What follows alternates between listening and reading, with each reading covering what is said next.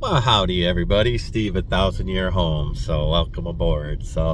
I've spent the whole day today gathering stones and moving mulch and doing whatnots. My tractor's behind me right now. I'm towing it home. So I've got myself a pallet of bricks that I saved, reclamated, and then a pallet of limestone. So I'm going to build a gate out of it. Let me go ahead and rotate, take a look at what's going on in my driveway. So, got a little bit of rain, not much. Went from brown to green though, and horses have a little bit to eat. Well, my field has all kinds of doveweed in it, and I've decided to mow it down. But right up here, you can see where what I did with the mulch. There's a low spot in my drive, or there was. Let me go ahead and put on my brakes.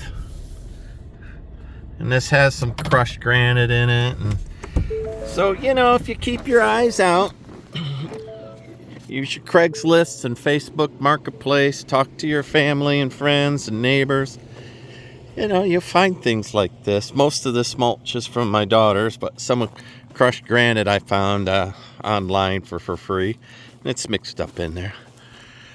But the deal about holes is they're a lot bigger than you think they are. You get a bucket of dirt and a tractor and it'll fill the hole. Nah, it doesn't even make a dent.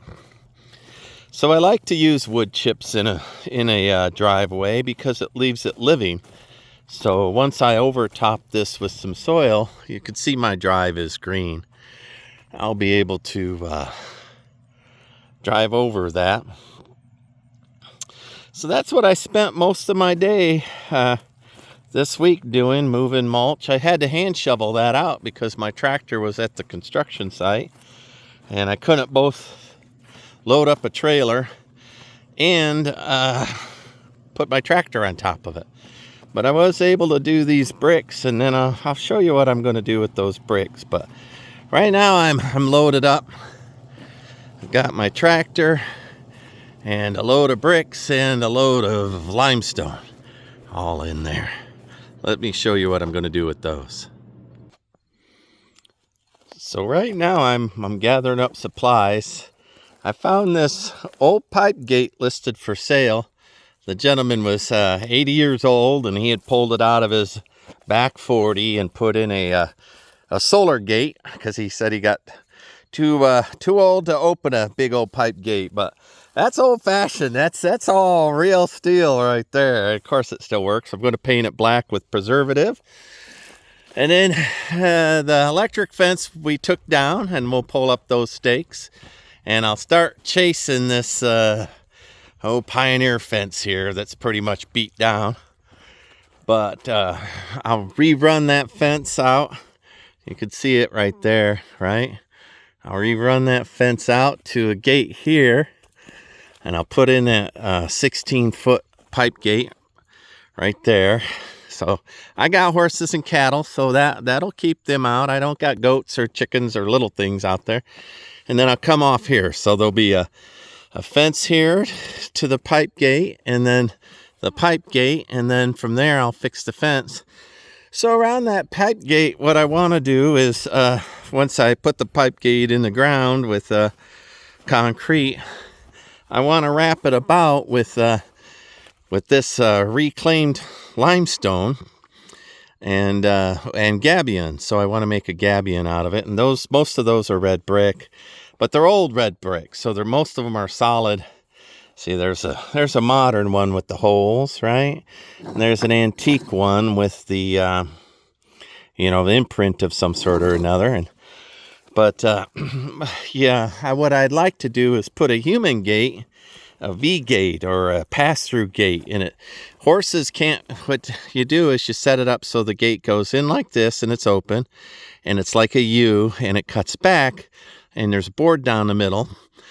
Horses could go in, but they can't make that turn and cut back. Same with cattle. But a human being can go right through it, right? A little C or U shape, and you just cut through it. And I'm thinking of making that red brick, so that would be fun, right? But let me go ahead and set you up, and I'll go ahead and pull all that off of there. So you could see I strap down my tractor when I haul it. It's 2 points in the back and 2 points in the front. And so I'll go ahead and get all this material off of there. That's a good size load. I got it a little misloaded. It's a little heavy on that hitch, but I only drove a few miles, 5 miles. So I drove slow and took it easy. All right, let me set you up and get all this done.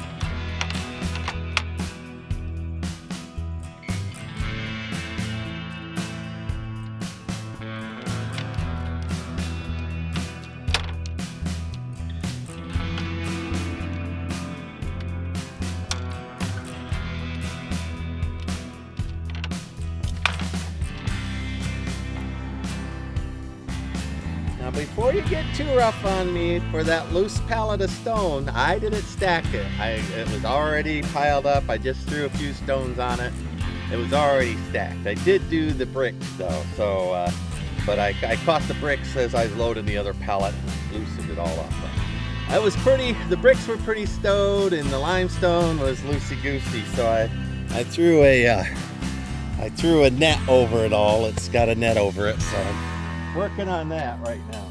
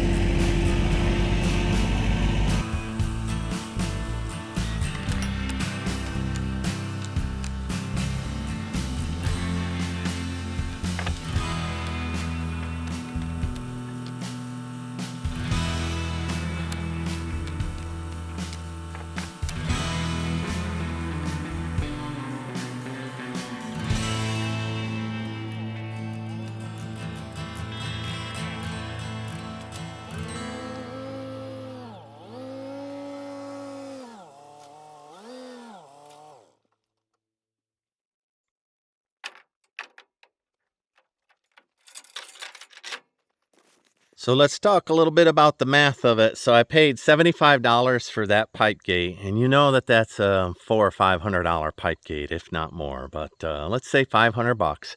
And then I was paid in for work I did for my daughter with this. So, but I saw that pallet of limestones going for about $300, to be honest. Now that's used, so let's say $200 on that. So.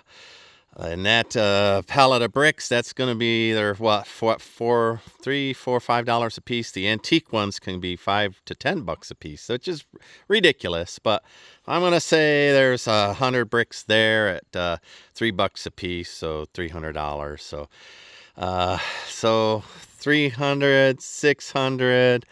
The pipe gate would be, I'm going to say 400 or 500. So let's say 400. I'll round that up to $1,000 of materials. Payment in kinds for $75.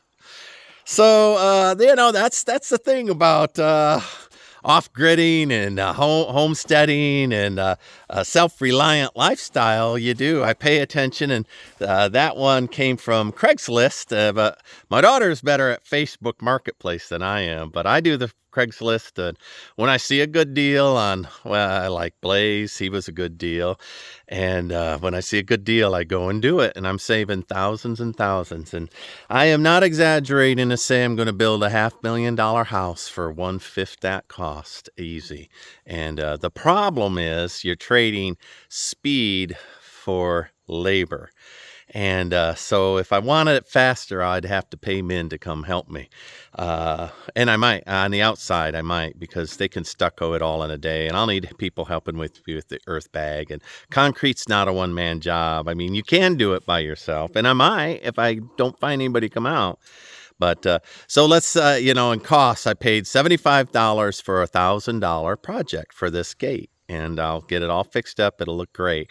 So, but I need to get the house moved into the house. So that's what I'm doing.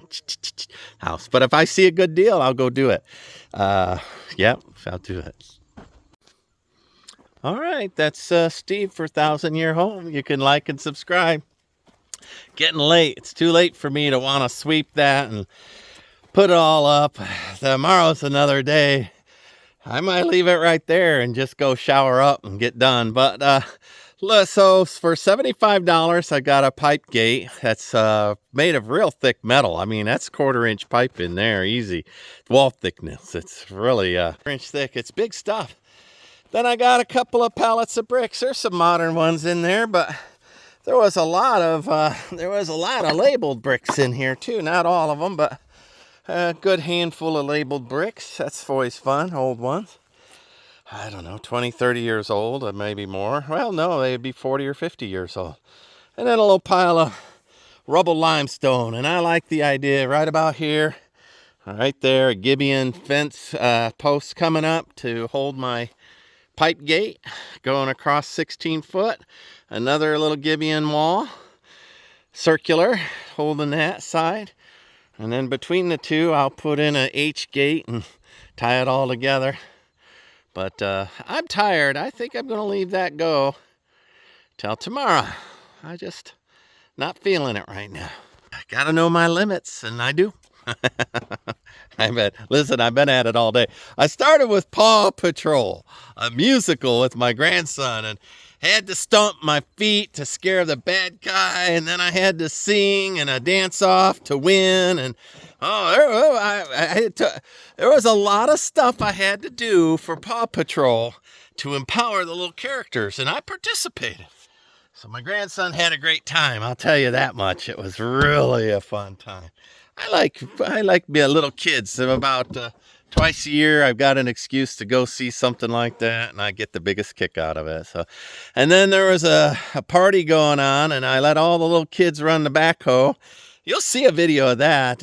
I'm surprised how fast kids get it. They really do. Now, it was monitored, so I don't want anybody putting anything ugly on there, and impossible for them to get hurt. They were one child at a time, and we had other eyes and all that good stuff. But I appreciate y'all's concern.